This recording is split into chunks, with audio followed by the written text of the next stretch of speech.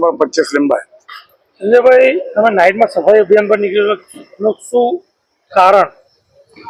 હવે તમને એમ કેવું છું કે 2 દિવસથી આપણે લીંબાયત મીઠી કાઢી હોય, ભાટેના હોય, આ બધા વિસ્તારોમાં પાણી ભરાયેલું હતું, જેના થકી ડોર ટુ ડોર ગાર્બેજની ગાડી ખોટકાઈ ગઈ હતી।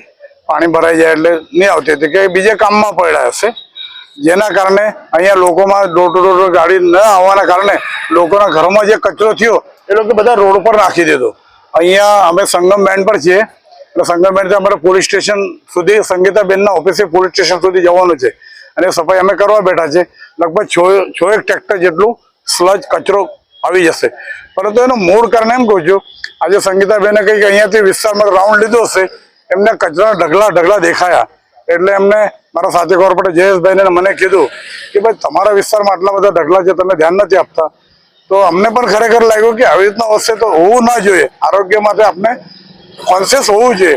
એટલા માટે અમે ખરેખર જોવા આવ્યા અને જોયું તો ખરેખર ઢગલા અહીંયા હતા અને ઢગલાના કારણે તમને પહેલાં કહી દીધું કે કારણ કે જે ડોર ટુ ડોરની ગાર્બેજની ગાડી બીજા કામમાં લાગ્યાના કારણે ખોટકાયેલી છે, લોકોના ઘરોમાં જે કચરો પડે છે લોકો સ્વાભાવિક રોડ પર નાખ્યો છે અને એના માટે અમે સફાઈ કરવા માટે બેઠા છે।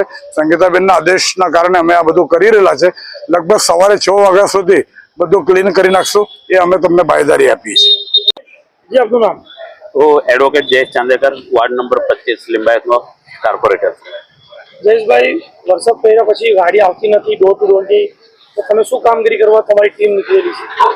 ટીમમાં એવું છે કે જે ડોર ટુ ડોર ગાડી આવતી નથી તો એના લીધે લોકોને બહુ તકલીફ થાય છે અને એનો રિએક્ટ એવું છે કે લોકો રસ્તા ઉપર કચરાઓ નાખે છે।